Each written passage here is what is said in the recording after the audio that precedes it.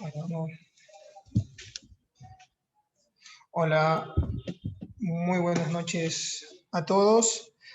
El Instituto de Reumatología, Hematología y Dermatología, como una de sus principales vocaciones es la educación continua, tanto de personal médico como de familiares. Hemos organizado una reunión con la doctora María del Rosario Vélez, neuróloga pediatra, con formación en España, en el Hospital de Navarra. Hoy nos va a hablar de trastornos del déficit de atención e hiperactividad, ya que una de sus pasiones, la doctora, es los trastornos del neurodesarrollo. Hoy esta noche le damos una bienvenida a la doctora y como le encanta hablar sobre estos temas, sin más preámbulo le damos una bienvenida. Doctora. Buenas noches a todos.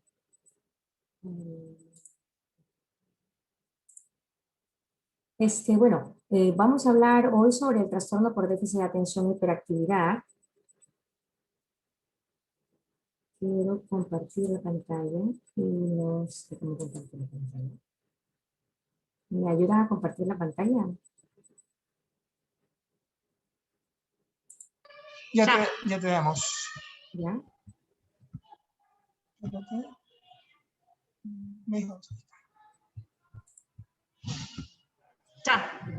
¿Ya está? Ahora sí.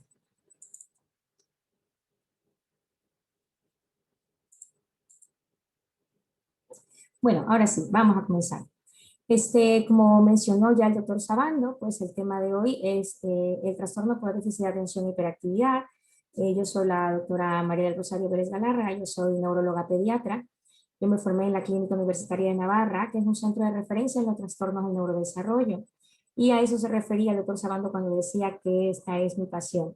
Y realmente porque los trastornos del neurodesarrollo fueron los que me movieron a seguir su especialidad en neurología pediátrica. Y por eso es que me encanta tanto hablar de ellos. En la vez pasada hablamos sobre el trastorno del espectro del autismo, pues ahora tocó sobre el TDAH. ¿Por qué hablar del TDAH? Pues porque el trastorno por déficit de atención e hiperactividad es la patología del neurodesarrollo más frecuente. Representa una prevalencia de aproximadamente el 5%. O sea, imagínense ustedes que si se van al cine y tienen ahí mínimo 100 niños, 5 de esos tendrán un trastorno por déficit de atención e hiperactividad. Entonces, es la patología psiquiátrica y neurológica no orgánica más frecuente en la edad pediátrica. Por eso es importante conocerla. Y hablando pues de epidemiología, es más frecuente en varones, aunque afecta a ambos sexos.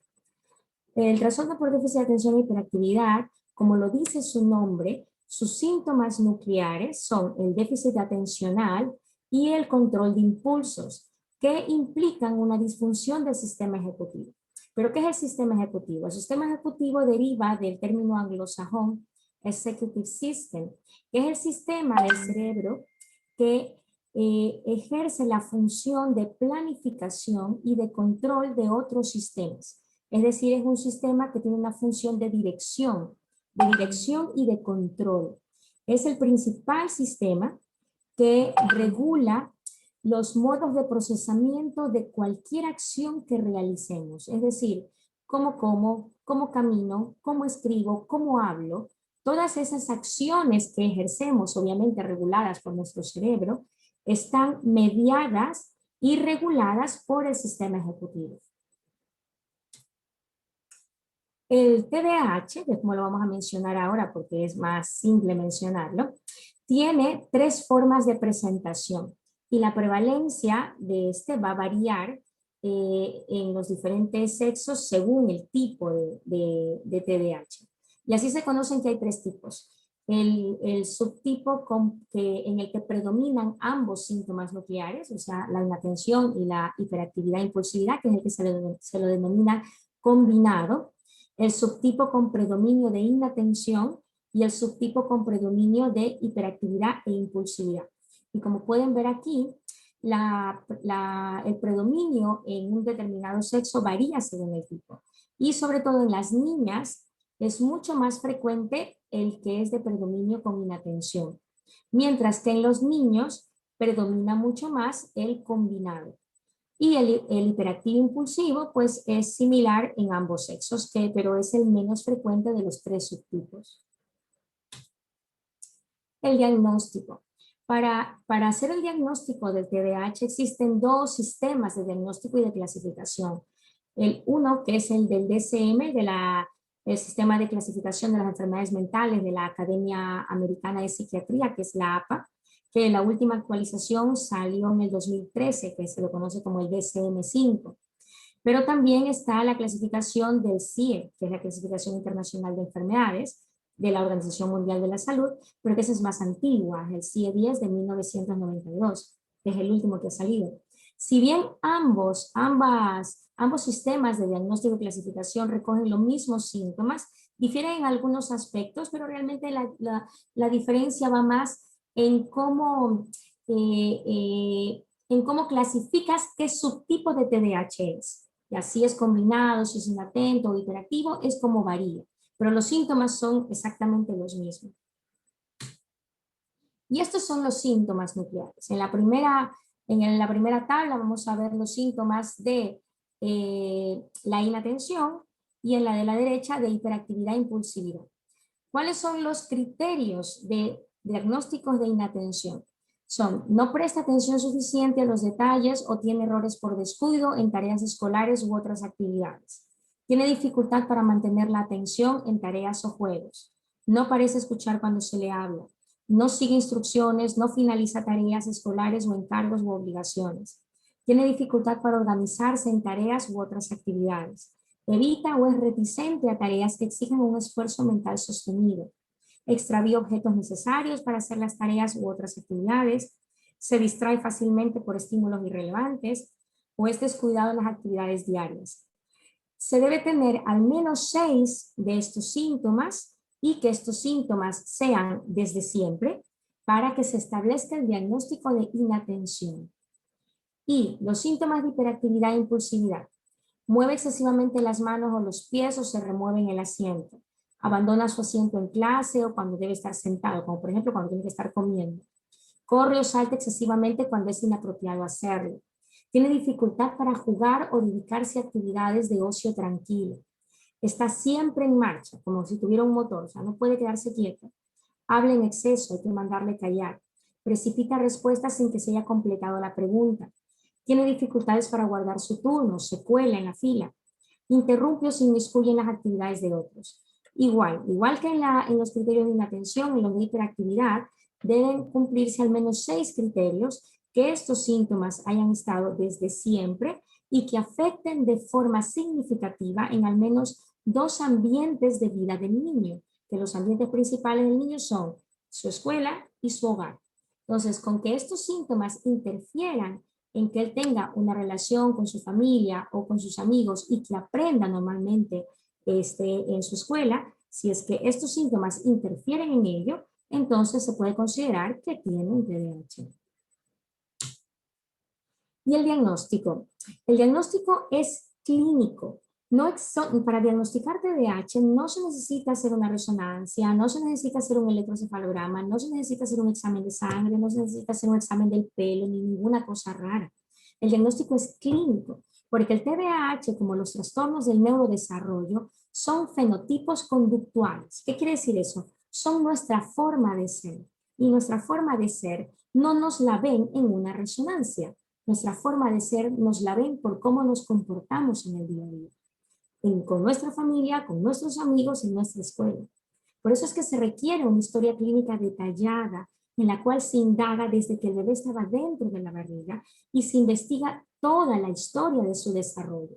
Porque el TDAH no es un niño que de repente se transformó y se hizo hiperactivo.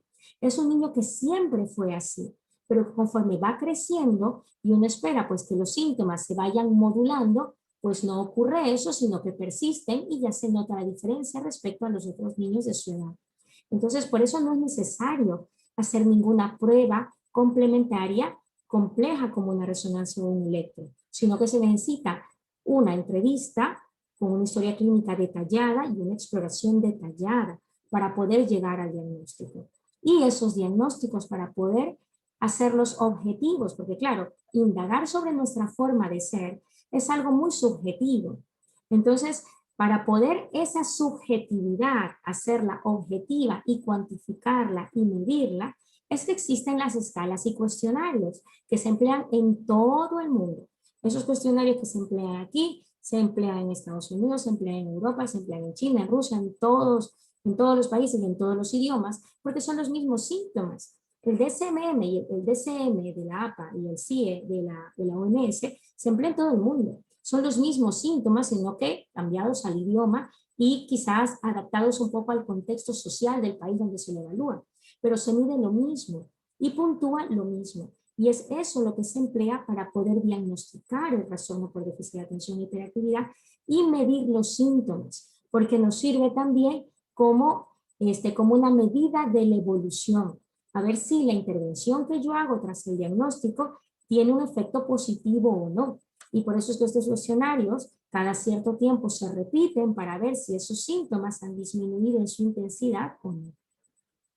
Pero además de medir los síntomas específicos del TDAH, se deben evaluar otros aspectos, entre ellos, obviamente, las funciones cognitivas, es decir, el lenguaje, la memoria, la capacidad de aprendizaje y sobre todo el cociente intelectual. Es fundamental conocer cuál es el coeficiente intelectual del niño con TDAH, porque no es lo mismo un niño con TDAH que tenga una inteligencia superior a uno que tenga un déficit intelectual o una inteligencia limítrofe.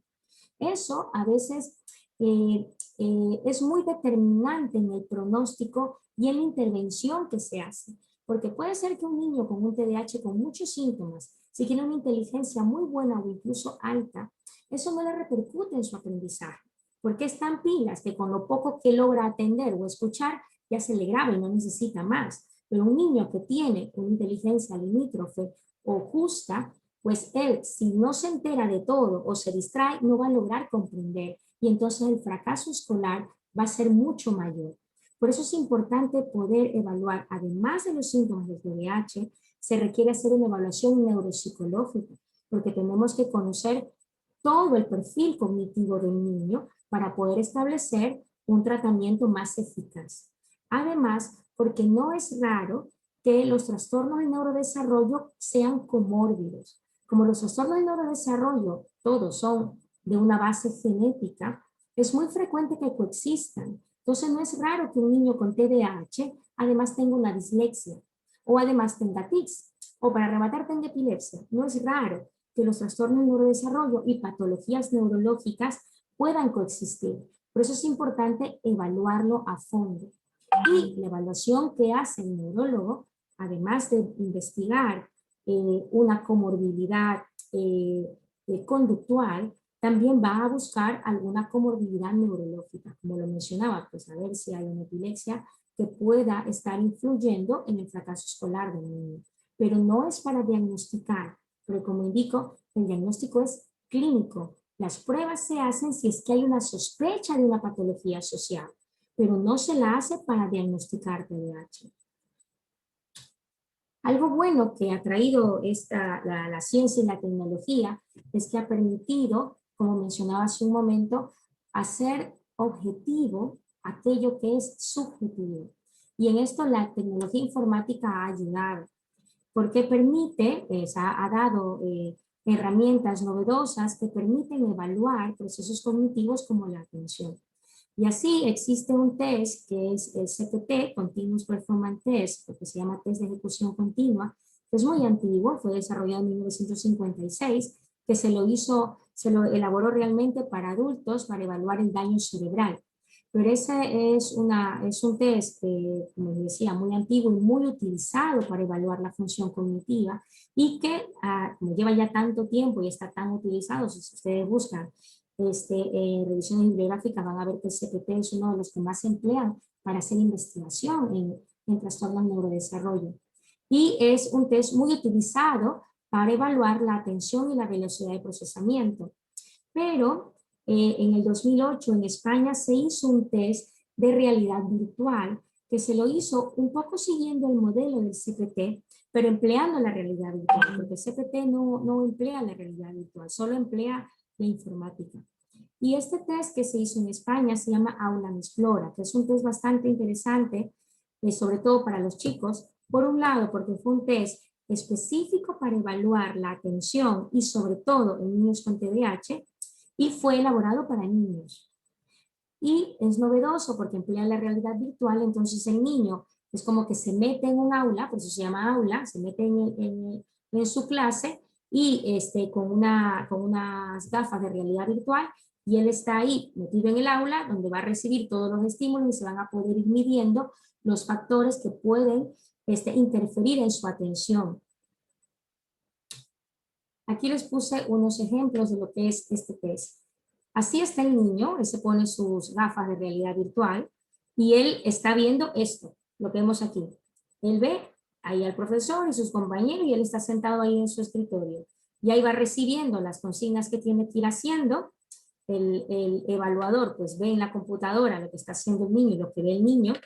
Y al final de este test, pues que dura unos 20-30 minutos, te da un resultado en el cual mide los diferentes índices de atención, concentración, velocidad de procesamiento. Y uno de los índices que es muy interesante evaluar es el que se llama de actividad motora total. El índice de actividad motora lo que mide es el riesgo de distraerse por estímulos externos y te da un gráfico como este. Este gráfico es de un niño que no tiene TDAH. Como van a ver, él enfocó su atención en el centro de atención que está aquí dentro de estos rectángulos. Y vean cómo es el resultado de un niño con un TDAH. Como verán, el foco de atención se dispersa terriblemente, no se mantiene en el foco principal, que es el rectángulo, como en el anterior, que es un niño que no tiene TDAH. Miren cómo es un niño TDAH. ¿Qué te dice? Que es un niño que se distrae fácilmente a cualquier estímulo. Ahora, hablando de la etiología del TDAH, como todos los trastornos del neurodesarrollo, implica una interacción genético-ambiental.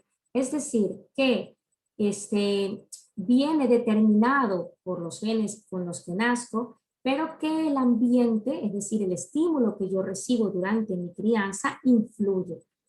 La heredabilidad del TDAH es de en torno al 70%. ¿Qué es la heredabilidad? Es la probabilidad de lo que se le puede atribuir a un determinado fenotipo conductual por los genes. Es decir, cuánto yo le puedo echar la culpa a mis genes de cómo soy yo. ¿Y cuánto es? El 77%. O sea, quiere decir que es altísimo. O sea, los genes determinan en un alto porcentaje el trastorno por déficit de atención y hiperactividad. Y el riesgo de tener un hijo o un hermano con TDAH también es alto. Y así vemos que si un progenitor, o sea, si el papá o la mamá tienen TDAH, el riesgo de los hijos es del 40%, o sea, 4 de 100. 4 de 100, sí. Si lo presenta un hermano, el riesgo del hermano es de un 25%. O sea que si yo tengo un hijo con TDAH, tengo riesgo de que otro hijo también lo tenga. Pero también hay factores ambientales que se conocen que pueden influir. O sea, ¿qué quiere decir esto? Que no solo, o sea, que si yo tengo TDAH, mis hijos de ley van a ser así. No necesariamente. Tienen un riesgo, pero no. ¿Por qué? Porque también influye el ambiente, es una interacción de los genes del ambiente los que determinan el fenotipo final. ¿Y cuáles son los factores ambientales que se conocen que pueden influir? Pues unos durante la gestación, es decir, si es que hubo una placenta previa, si hubo una preeclampsia, si hubieron amenazas de aborto, o factores perinatales, o sea, al nacer, el bebito al nacer tuvo una asfixia al nacer, ¿no? O si se vivieron situaciones de conflicto familiar, o si hay alguna patología psiquiátrica en algún progenitor, o si ha habido una situación de institucionalización o una hipoestimulación. Son factores no determinantes, pero que sí en una persona predispuesta van a ser como una ayuda a que esta persona con riesgo lo desarrolle, ¿no? La comorbilidad, como todos los trastornos de neurodesarrollo, que ya lo mencioné hace un momento, que son muy comórbidos, o sea, es muy frecuente que no solo tengan un trastorno, sino que tengan además dos, pues es frecuente que asocien. ¿Y cuáles son los trastornos que suelen coexistir con el TDAH? Uno es los trastornos de aprendizaje y del lenguaje. Ya no es raro que un niño con TDAH además habló tarde, habló a los 3, a los 5 años, y eso luego pues le conllevó a tener dificultades para aprender a leer y escribir, y además es hiperactivo. Entonces todo eso se suma en que el pobre tenga un alto riesgo de fracaso escolar. Por eso pues requiere una evaluación para poder atender todas las dificultades que él tenga dentro de su neurodesarrollo. También los trastornos del comportamiento tienen una alta comorbilidad, sobre todo en los niños que tienen el subtipo hiperactivo, impulsivo o el combinado. Y tiene un alto riesgo de desarrollar un trastorno negativista desafiante o un trastorno de conducta puro. O sea, ese niño que le dices algo y te dice que no, ¿no? Te dices, no vas a hacer esto, que te voy a quitar la televisión, pues va y lo hace, ¿no? Te desafía para probarte. Es un trastorno de conducta, el negativista desafiante, que ocurre, que coexiste también con el TDAH, y en este caso pues requieren también intervención de psiquiatría y psicología. También es frecuente el trastorno de ansiedad, ya sea por separación, por estrés psicosocial o las fobias. También los trastornos del humor, es decir, la depresión o el trastorno bipolar. Y también el abuso de sustancias. Los chicos que tienen TDAH no tratados tienen más riesgo de caer en la drogadicción y en el alcohol. Por eso es que es importante intervenirlo tempranamente, porque no es simplemente un niño malcriado, sino es un niño que no puede controlar los impulsos. Y por esa dificultad en controlar los impulsos es que le lleva a que, expuesto a un ambiente social en que le ofrecen alcohol o le ofrecen droga, primero lo prueba y luego lo piensa. Ya luego se da cuenta que lo que hizo está mal. ¿Por qué? Porque hay impulsividad, esa dificultad en pensar antes de actuar. Y entonces eso lo vuelve más vulnerable y de más riesgo a caer en la drogadicción. Otra comorbilidad muy frecuente, yo creo que el 80 o 90% de los chicos con TDAH también tienen trastornos del sueño. Y los más comunes son la dificultad para conciliar el sueño, la resistencia a acostarse y los despertares nocturnos. Es muy frecuente que el niño con TDAH diga que quiere dormirse, que está acostado en la cama, pero es que no se puede dormir. Su cabeza sigue dando vueltas y su cuerpo sigue queriéndose mover. O sea, no es necesariamente que no quiere dormir y quiere seguir jugando, sino que realmente le cuesta conciliar el sueño. Cuando son más pequeñitos también hay la resistencia a acostarse, como ven a las niñas de la foto, pero cuando el niño ya es un poquito más grande y ya puede pues controlarse más, incluso expresar, es muy frecuente que digas que yo quiero dormir pero no puedo. Estoy ahí acostada en la cama y no me puedo concentrar y no puedo dormir. Y eso se vuelve un pez que se muerde la cola, porque se sabe que en los niños la falta de sueño no se manifiesta con somnolencia como ocurre en los adultos. Si nosotros no hemos dormido bien, al día siguiente estamos que nos caemos de sueño. Pero en un niño pequeño no ocurre eso. El niño que no ha dormido lo suficiente se pone más hiperactivo y más excitado, que le impide eso dormir, y como no duerme, sigue la hiperactividad. Por eso es que es un pez que se muerde la cola. Y a veces es necesario primero tratar el sueño para luego poder medir de una forma más real los síntomas de hiperactividad. Y realmente se ve que baja la sintomatología, pero bueno, si es que hay un TDAH, pues aunque baje la intensidad, persistirá. Los trastornos del sueño en los niños con TDAH tienen un impacto negativo en la naturaleza y en la gravedad del TDAH por lo que les comentaba. Por un lado, porque lo precipita y por otro lo exacerba.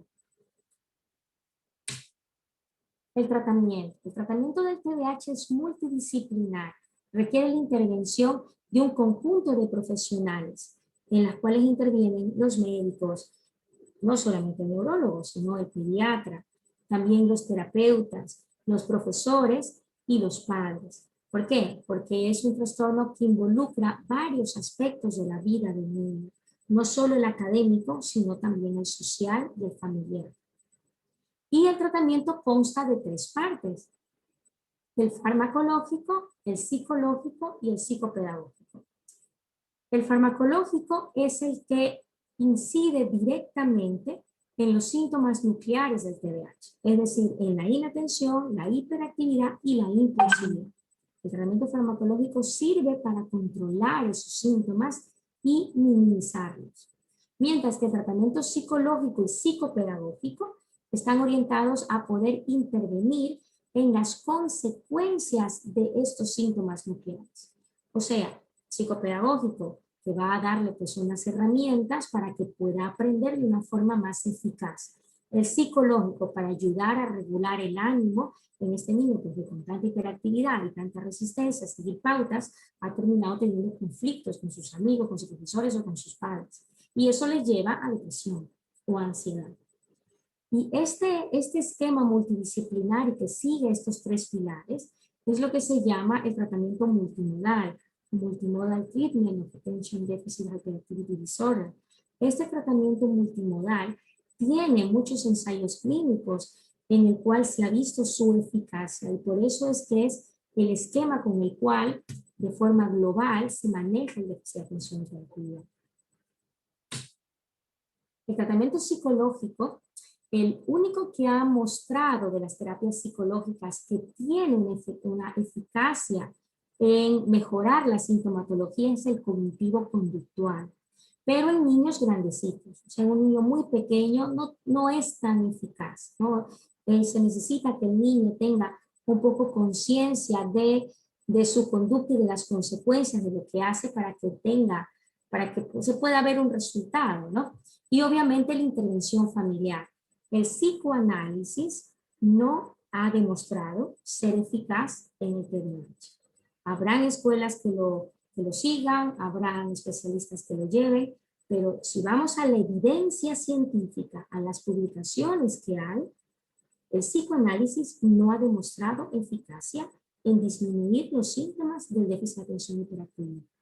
Podrá servir para mejorar otra patología asociada, como decíamos, las fobias, el trastorno bipolar, la ansiedad, una depresión, pero es patología asociada, pero no síntomas nucleares del TDAH. La terapia psicopedagógica, esta va dirigida para prevenir y tratar los trastornos de aprendizaje comórbidos que con muchísima frecuencia ocurren. Si no ocurren en la primaria, pues quizás porque es un niño pues muy inteligente y, como decía, con lo poco que escucha o atiende ya se graduó y no necesita ni estudiar.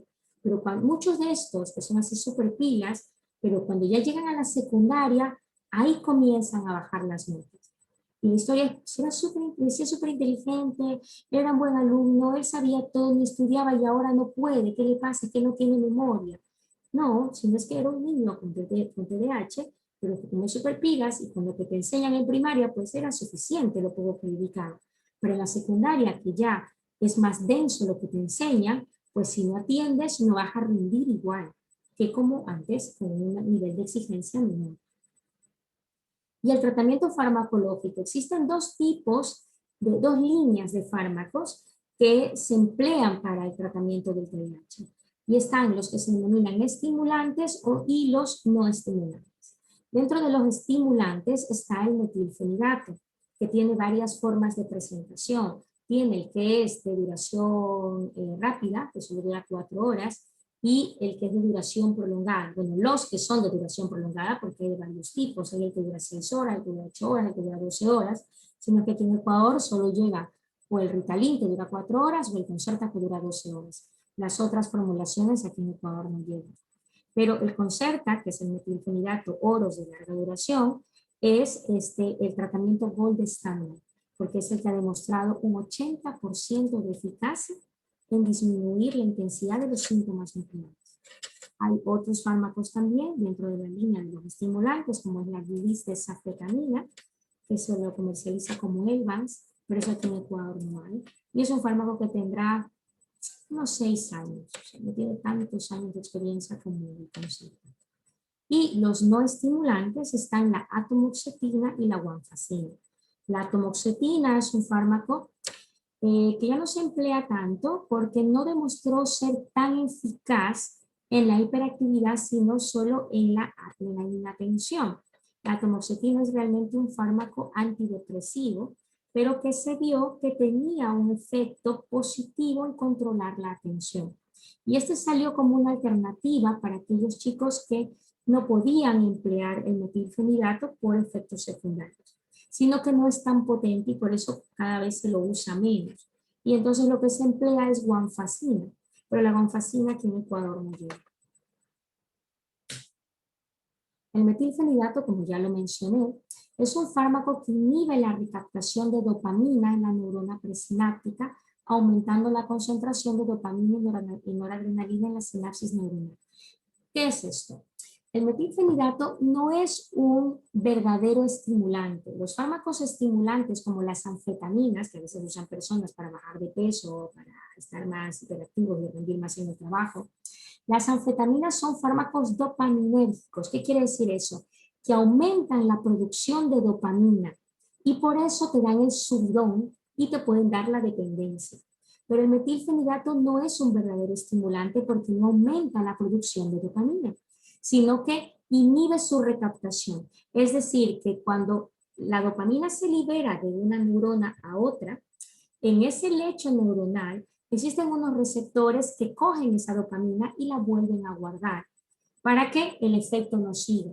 ¿Qué es lo que hace el metilfenidato? Inhibe esa recaptación para que la dopamina siga actuando en el lecho neuronal y el efecto dure más. Por eso es que no da ni el subidón de la anfetamina ni la dependencia de las sustancias estimulantes. Y se puede decir que es un fármaco más seguro. Mejora los síntomas nucleares, como les decía, en el 70-80%, y además, de forma añadida, mejora otros síntomas asociados, como el oposicionismo, la agresividad impulsiva, y favorece la motivación y la capacidad de aprendizaje y el control inhibitorio. Por eso es que es el fármaco más usado y más eficaz. Pero está aprobado en niños a partir de los 6 años. En niños más pequeños no está aprobado porque se ha visto que los efectos secundarios son mayores, entonces la tolerancia no es buena. ¿Cuáles son los efectos secundarios más frecuentes del metilfenidato? Pues la disminución del apetito, porque como está tan concentrado, porque se olvida de comer. El insomnio puede hacer que a la noche que termina ya el efecto, pues genere el efecto rebote y entonces les hace que le cueste dormir por el efecto rebote, como les mencionaba. Puede dar cefalea, puede dar tics y según la dosis puede dar hiperconcentración e irritabilidad. Pero eso es, tiene que regularse con la dosis que se calcula por kilo de peso. Los tics sí es algo importante y por eso es muy importante indagar en la familia, porque sí se ha visto que los chicos que tienen tics y toman metilfenidato puede aumentarle los tics. Entonces, el que hayan salido fármacos no estimulantes fue pensando en chicos con TIC, que se sabe que el metilfenidato no es una buena opción. 1 de cada 1000 casos de que tomen metilfenidato puede provocar síntomas psicóticos en pacientes con predisposición genética. Por eso también es importante indagar en los antecedentes personales y en los antecedentes familiares. Porque los psicofármacos, como es el metilfenidato y como son los antiepilépticos, fármacos que yo empleo frecuentemente, pues pueden tener efectos secundarios en el estado de ánimo. Y esto tiene una predisposición genética, por eso es importante indagar en ello. Y no está contraindicado en pacientes con epilepsia, como lo mencioné, creo ya, que no es raro que pueda coexistir la epilepsia y el TDAH. Y los chicos con epilepsia, cuando está bien controlada, pueden recibir tratamiento para el TDAH. La atomoxetina, que ya les mencioné, es el otro fármaco que se emplea, aunque ya menos, es un inhibidor del transportador de noradrenalina, lo que aumenta su concentración y por lo tanto un poco la dopamina. También está aprobado en niños mayores de 6 años y es el de elección en pacientes que tienen tics, que tienen ansiedad o que tienen abuso de sustancias. O aquellos pues que probaron un estimulante y pues no les hacen bien, ¿no? Sino que es menos efectivo que los estimulantes.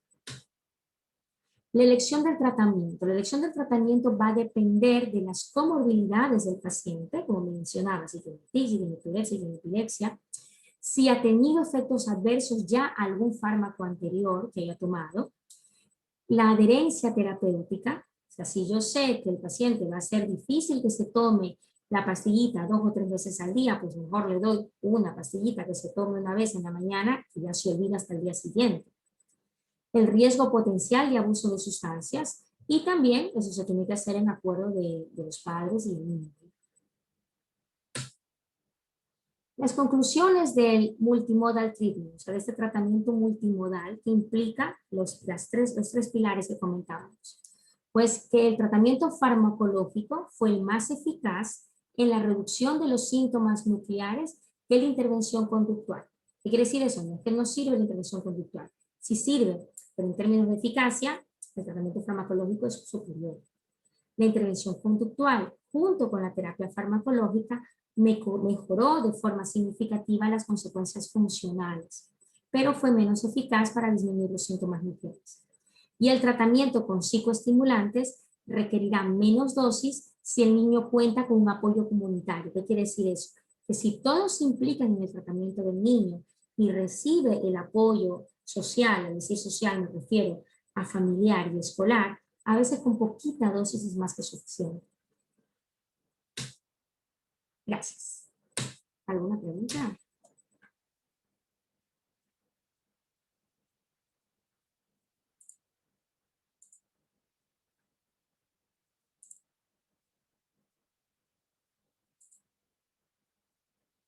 Aquí el dice, el test lo realiza el psicopedagógico o psicólogo o ambos, cualquiera de los dos. O sea, el test del aula lo puede hacer cualquier persona que tenga el test, porque la máquina lo hace todo. Lo que se requiere es luego el conocimiento de la interpretación de los índices que da. Y ahora, la evaluación psicopedagógica que les mencionaba, que tiene que evaluar el coeficiente intelectual, que tiene que evaluar la memoria, el lenguaje, y otros aspectos, ¿no?, del neurodesarrollo. Eso lo tiene que hacer o un psicólogo o un psicopedagogo o un psicólogo con esa formación, ¿no? O sea, hay psicólogos que sí tienen formación en pasar test neuropsicológicos. Hay psicólogos, pues no, que no tienen la formación de pasar test, sino solamente hacer intervención. O sea, puede ser cualquiera de los dos, pero que tenga la formación de pasar estos tests. ¿Qué sucede con la dopamina en los TDAH? ¿Se producen menos o cómo es el mecanismo? Ya, a ver, no, como es el cerebro, ¿no? No se ha ido a estudiar el cerebro de forma anatomopatológica, o sea, cogiendo un trozo de cerebro, ¿no? Sino que se han hecho test con resonancias funcionales, ¿ya? Y no es que tienen menos dopamina, sino es el funcionamiento de la misma. Se cree que es que los receptores son menos eficaces y por eso es que al emplear un fármaco que hace que el neurotransmisor dure más tiempo en el lecho sináptico, mejora la sintomatología. Porque no es que tiene menos dopamina, tiene la misma dopamina, sino que es menos eficaz. Y eso ya es algo molecular a nivel de receptores. A ver, alguien aquí, perdón, el chat.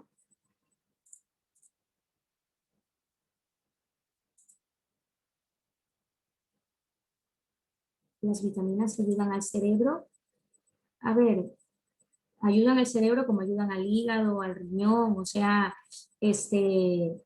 las vitaminas tienen ciertas funciones específicas para determinadas patologías. Por ejemplo, la vitamina D, ¿no?, que producimos en la piel, también ayuda a las defensas. La vitamina K evita la hemorragia. O sea, cada vitamina tiene una función específica en nuestro cuerpo de forma global. Pero decir que existe una vitamina al cerebro es mentira, ¿ya? Porque, y además porque los micronutrientes que emplea el cerebro para su funcionamiento es lo que comemos. Y el cerebro funciona con glucosa. En todo caso, la glucosa es lo que se necesita, pero en cantidades normales, ¿no? El diagnóstico de TDAH se hace a partir de los 6 años, pero eso no quiere decir que es que el TDAH te aparece a los 6 años. Como mencionaba, es un trastorno de neurodesarrollo, es algo con lo que se nace y siempre se es así. sino es que la atención y el control de la actividad son aspectos del neurodesarrollo que también maduran. Entonces, no es lo mismo un niño de 3 años que un niño de 6 años. Su forma de ser, su capacidad de concentrarse, su capacidad de moverse o controlarse es distinta. Puede ver cómo se comporta en la misa un chico de 10 años y un chico de 3 años. Pues el de 3 años está inquieto, el de 10 años puede escucharla. Pues porque la atención y el control del movimiento también maduran. Pero se entiende que a partir de los 6 años eso tiene que madurar a tal forma que se pueda regular. Y si no se regula, pues entonces ya se llama un trastorno, que en inglés se le llama disorder, sino que la traducción es como es trastorno, pero no es que esté trastornado, sino es porque estos síntomas, la inatención, la hiperactividad y la impulsividad, interfieren de forma significativa en el funcionamiento del niño y por eso ya se le llama disorder o trastorno. Y por eso los criterios diagnósticos se los acepta a partir de 6 años. Pero ya hay estudios que los diagnostican más tempranamente, ¿no? ¿Es posible que un electroencefalograma salga alterado por tener TDAH? El neurólogo no supo explicar otra patología existente y descartamos otros problemas. A ver, lo del electroencefalograma es algo muy peculiar. El electroencefalograma sirve para diagnosticar epilepsia y nada más. Se lo emplea para eso. Además, se debe emplear con un correcto criterio. ¿Por qué? Porque si yo me pongo a hacer electroencefalogramas de forma indiscriminada, muchas personas van a mostrar alteraciones en el electroencefalograma sin tener una patología. Por eso no está indicado hacer un electroencefalograma si yo no tengo una sospecha de que esta persona tenga una epilepsia o que haya tenido una convulsión. Por eso ni siquiera está indicado que si yo tengo epilepsia, quiero saber si mis hijos tienen epilepsia y voy a hacer el electroencefalograma. No se debe hacer eso. ¿Por qué? Porque puede que mis hijos, yo les hago el electro y les salga alterado, y eso no quiere decir que tengo epilepsia. O puede que yo ahora me haga un electro y me muestren las descargas epilépticas, y eso no quiere decir que yo tenga epilepsia. Hay un porcentaje, ahora no se lo sabré decir con exactitud, pero creo que es del 10 al 20% que puede darte un electro patológico sin tú tener epilepsia. Por eso no es correcto hacer el electroencefalograma si no tengo yo una clara sospecha. ¿Ya? Puede un paciente con TDAH tener un electroencefalograma alterado, pero en ese caso entonces este niño, a pesar de TDAH, tendrá epilepsia. Aquí hay que ver por qué le hicieron el electroencefalograma. El retraso de madurez está asociado con TDAH. A ver, aquí hay que ver cómo, o sea, a qué quieren referirse con retraso de madurez. Si se están refiriendo a un retraso del neurodesarrollo, un retraso psicomotor.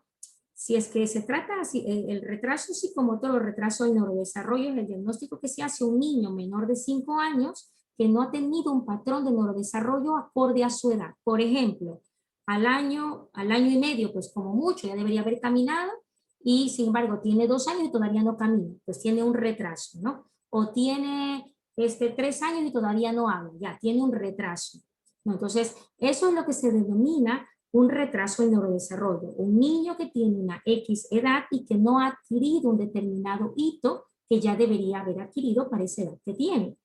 Puede una persona que tenga TDAH, o sea, que se le diagnosticó de TDAH a los 6, 7, 8 años, en su historia del neurodesarrollo, haber tenido algún tipo de retraso. Por ejemplo, habló tarde. Por ejemplo, aprendió a leer y escribir tarde. Puede haber, por eso es que mencionaba que es muy frecuente las comorbilidades de los trastornos de neurodesarrollo y por eso es que se debe evaluar para poderlas detectar e intervenir. Hay niños con diagnósticos de TDAH o TEA que con terapias hayan salido del mismo o quizás fueron mal diagnosticados al principio. Aquí también un detalle hay que mencionar.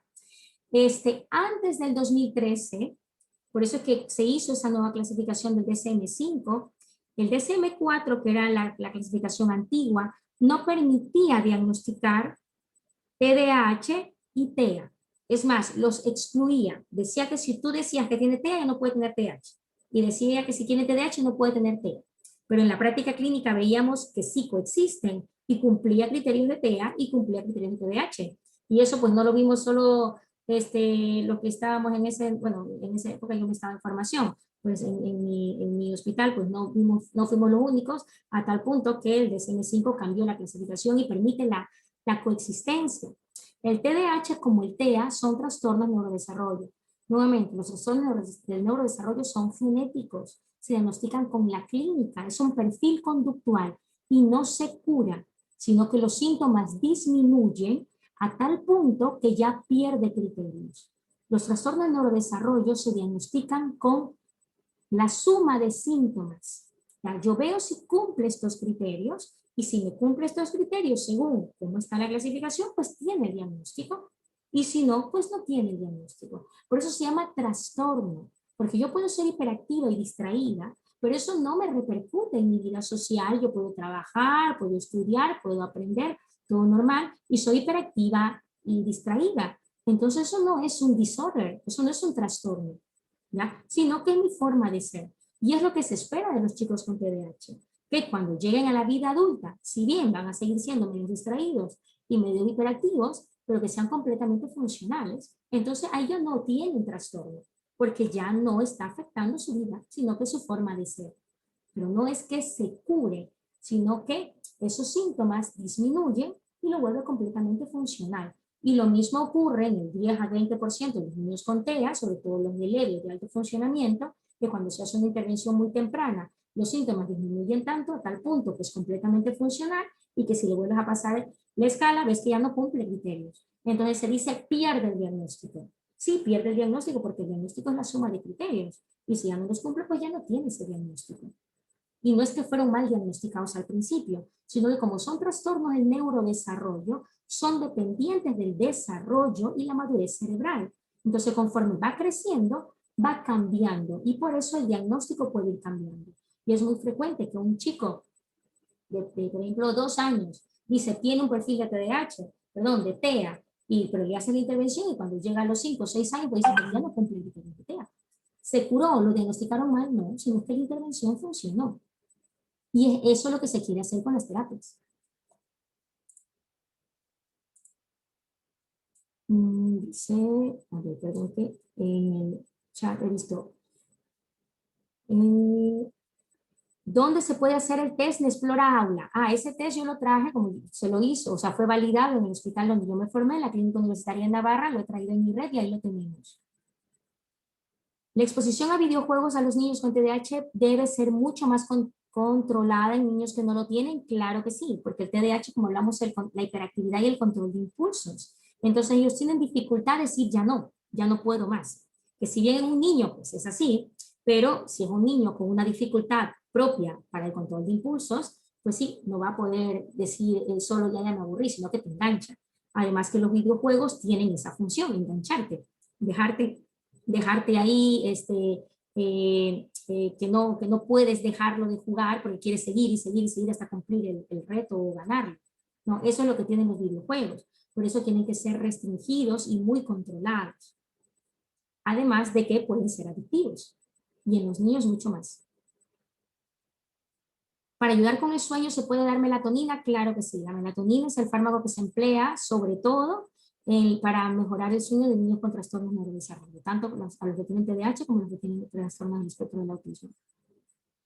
En una segunda consulta con los tratamientos farmacológicos de apoyo, el TDAH llega a desaparecer o simplemente se llega a controlar y nunca desaparece. Bueno, es lo que mencionaba, ¿no? Es un patrón conductual, es una forma de ser. Con la intervención, esto mejora, aprende a controlarse, adquiere herramientas que le permiten ser eficaz y llega un momento que no lo necesitan. Pero hay un tercio de niños o adolescentes que tienen TDAH, cuando llegan a la vida adulta, siguen necesitando la medicación. Mi hijo va para los 6 años y tiene dificultad en el lenguaje. Lo tengo en terapia de lenguaje, su avance ha sido de manera lenta. ¿Será que él puede tener déficit de atención que interfiera en su proceso para que hable? O sea, sí puede ser, ¿no? Pero es lo mismo que comentaba. Los trastornos de neurodesarrollo son muy comórbidos. Entonces, si yo veo a un niño que ya lleva terapia, en principio la que requiere, en el caso si tiene una dificultad en el lenguaje, será una terapia de lenguaje, y no ha tenido el avance que yo espero, toca reevaluar. Por eso es la reevaluación, ¿no? Después de un tiempo de intervención, 6 meses, 8 meses, yo espero que esto mejore. Si no mejora, tengo que reevaluar qué es lo que hice mal, o qué es lo que no hice, o qué es lo que no me di cuenta que tenía, y como no lo traté, pues no evolucionó como yo esperaba que evolucione.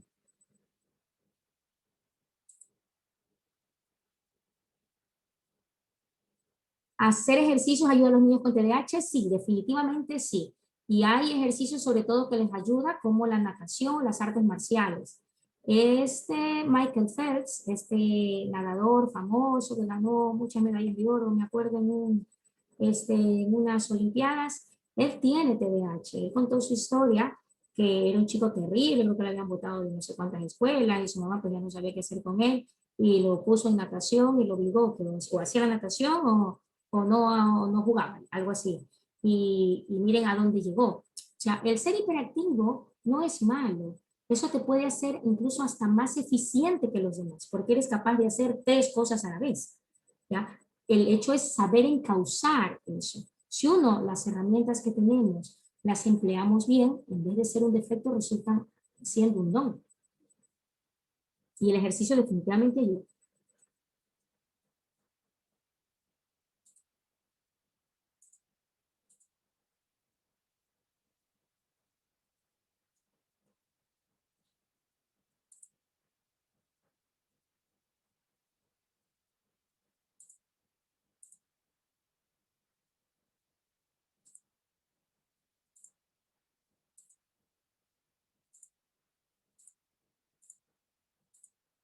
Bueno, si no hay más preguntas, yo quería ponerles un videito que dura 6 minutos, pero es muy bueno porque es muy gráfico en ay, perdón, aquí ha habido otra pregunta.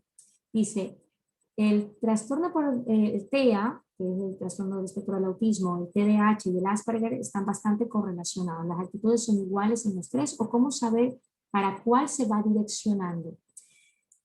Los trastornos de neurodesarrollo, como son patrones conductuales, a veces es difícil poder poner un límite. Bueno, no es que es difícil, es que no podemos poner un límite, ¿no? Porque no puedo poner una línea, o sea, porque no es un examen de sangre, ¿no? Que te dice hasta 110 estás sano. Si tienes 115, ya tienes diabetes. No, esto no es así. Estamos hablando de patrones conductuales. Y por eso es que existen estos test que te ayudan a medir síntomas y que ya ahora existen desinformatizados para hacerlo un poquito más fácil. Pero pueden coexistir. Puede coexistir el Asperger con TDAH, puede coexistir el TEA con TDAH, ¿ya? Y pero no es que están correlacionados, sino es que pueden ser comórbidos como todos los trastornos de neurodesarrollo. Entonces, es el tiempo lo que nos va orientando hacia qué diagnóstico final va teniendo. Pero como les digo, como les dije hace un momento, los diagnósticos de los trastornos del neurodesarrollo, como son dependientes del neurodesarrollo y afortunadamente dependientes de la terapia, o sea, ¿qué quiere decir eso? Que la terapia los cambia para bien, entonces los diagnósticos van cambiando. Y entonces puede que en un principio yo decía que tenía tal cosa, pero luego con el tiempo cambia. Algo muy frecuente que ocurre con los chicos con TEA, que cada vez ahora, pues con toda la concientización que se hace, cada vez son intervenidos más tempranamente. Es muy frecuente que esos chicos que tenían TEA cuando tenían 2 o 3 años, luego a los 10 años ya no cumplen criterios de TEA y se los clasifica como un trastorno de la comunicación social. O sea, ya no cumple criterios de trastorno del espectro del autismo. Tiene ciertas dificultades para relacionarse, pero no tiene intereses restringidos, no tiene dificultades para tener amigos, no tiene una conducta reiterativa, no tiene dificultad para comunicarse. O sea, ya los criterios diagnósticos propios del TEA ya han desaparecido, pero pues no es de muchos amigos. Entonces, ya no encaja en ese trastorno, sino en otro. Es muy frecuente que estos diagnósticos vayan cambiando. Bueno, ahora sí les pongo este video, que es muy bonito, porque es muy gráfico para hacernos una idea de cómo es la vida de un chico con TDAH. A ver si lo puedo compartir. Ah, ya me deshabilitaron la función de compartir. A ver si podemos pedirle a los organizadores que me dejen compartir este video.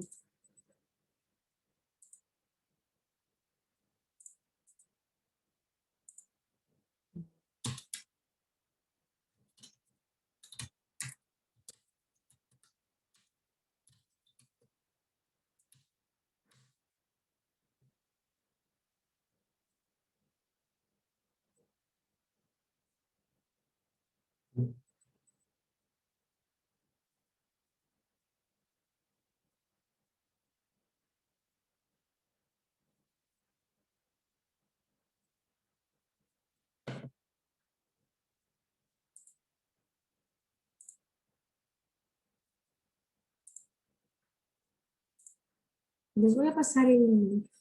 A ver, me dicen que en en un segundo me dejan compartir. Es un video que mm, creo que es japonés, pero bueno, está traducido, pero que se hizo como parte del Ministerio de Educación de ese país para concientizar sobre el TDAH y grafica muy bien cómo es la vida de un chico con TDAH.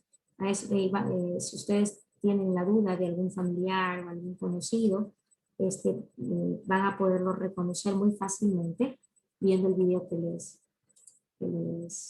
voy a pasar.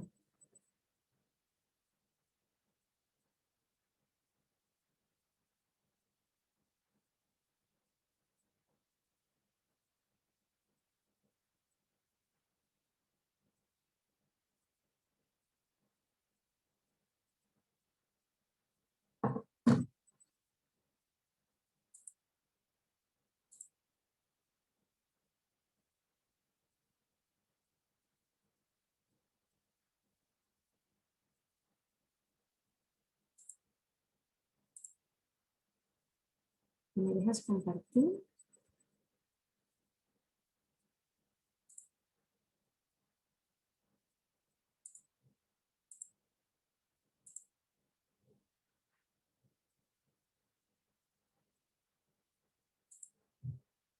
Ya vamos a compartir. Ah, ya, espérate un ratito. Acá está. ¿Está? ¿Qué quieres? Estás como host.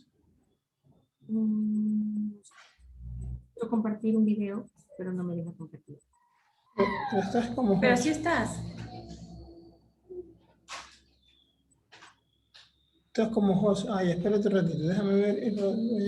Ah, ya.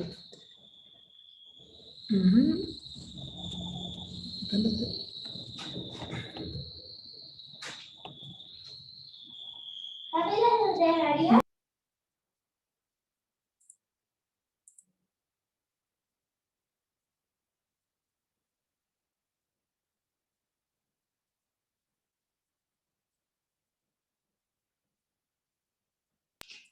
Es que lo dejamos prender. Que te envíe el... Les mando el link. Si no les mando el link para que lo puedan ver. Claro, Sí, envíales el link. pero no podemos. A ver.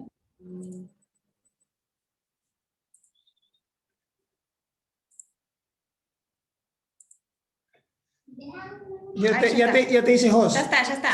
¿Está Ahora bien? ya te hice host. ¿Sí? Ahora sí. Ahí va. Perfecto. 翔太、起きなさい。起きなさい。毎日毎日。わかってるよ。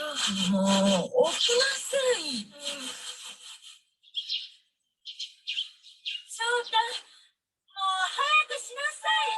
準備できたの？今日の時間割は算数、国語、音楽。今日って縦笛いるんだったっけ？あ、翔太。なんで漫画読んでんの？遅刻するでしょ。大輝はもう行ったわよ。早くしなさい。今出ようとしてたところだよ。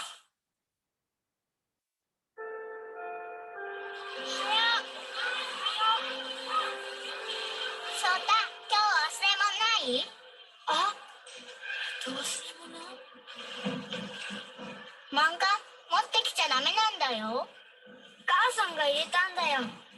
困っちゃうよ。また母さんのせいにして練習問題始めるぞ。よーいスタート。1問目の答えは52。翔太、 2問目は84。翔太、 3問翔太、静かに。目。あ、貸してね。ちゃんと返してよ。またなんだから。もう。いいか、振り上がりに注意だぞ。これってなんか人の顔みたい。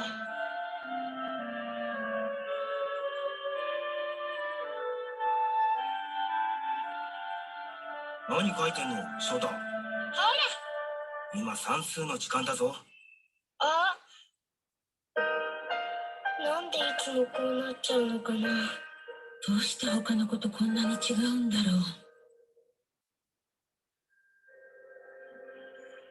みんな、宿題忘れないようにな。起立。レイ。バイバイ。バイバイ。あ、例え話で今度は行こうぜ。私もやってみる。新しい話は僕も仲間に入れて。また来たぞ。本当だ。そうだ。なんだよ、順番だぞ。いいじゃん。ちょっと危ないでしょ。ほら、見て見て。もう一回見せてあげるよ。勝手なこと言うなよ。いい加減にしろよ。ほら、早いだろ。何が翔太。もう最悪。まただよ。あいつほんといつも自分勝手だよな。帰ろう。うちでゲームしようぜ。あれ、みんな帰っちゃうの？またやっちゃった。一緒に遊びたかったのに。なんでみんなとうまく遊べないんだろう。いつか周りとうまくやっていけるようになるのかしら。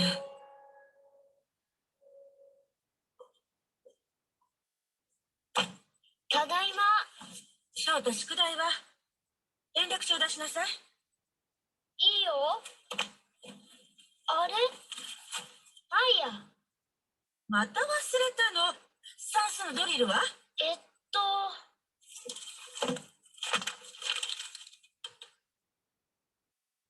ょっとこれ、ゆみちゃんの消しゴムでしょ？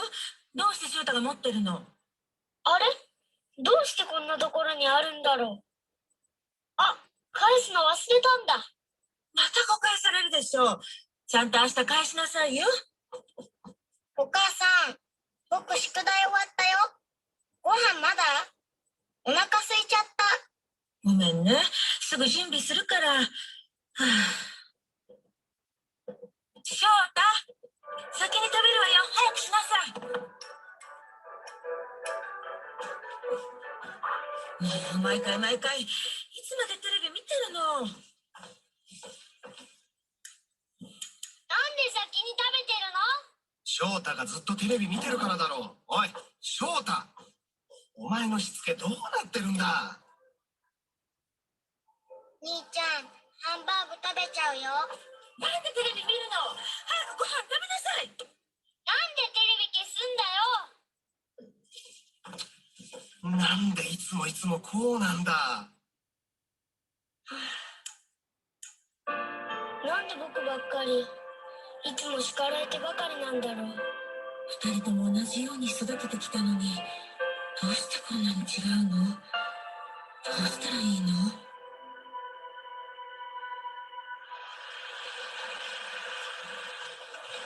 さすがに祝日は人が多いわね。あ、おい、翔太。どこ行くんだ。ねおね。すいません。翔太、すいません。待ちなさい。翔太。一体親は何してんの？何やってんだ。何してんの翔太。落ちたらどうすんの？あ、本当だ。どうして気づかなかったのかな。本当にママのしつけが悪いの？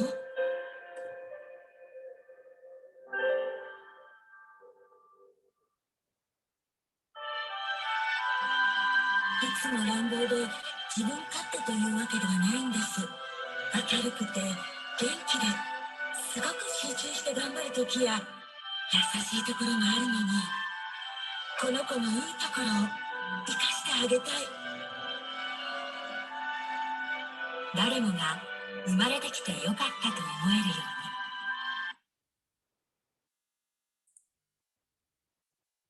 Bueno, espero que les haya ayudado esta charla. El video, como verán, es muy gráfico, mostrando cómo es un niño con TDAH. Y como ven que no hay maldad en ellos, sino que realmente no se dan cuenta de lo que hacen muchas veces y lo que requieren es apoyo y conocimiento de lo que tienen para que puedan recibir la ayuda que necesitan.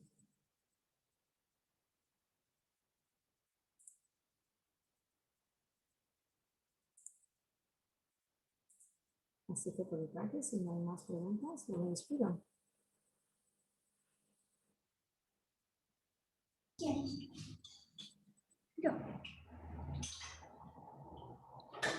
Parece que ya no hay más preguntas, Rosalía. Te queremos dar las gracias de parte de IRRED y esperamos nuevamente tener otra charla contigo. Y muchas gracias a todas las personas, la verdad que siempre bates récord. Cualquier duda, cualquier consulta en nuestras redes se pueden acercar a IRRED. Estamos en Vía Ciudad Celeste y bueno, los vamos a atender ahí con mucho gusto. Muchas gracias. Gracias.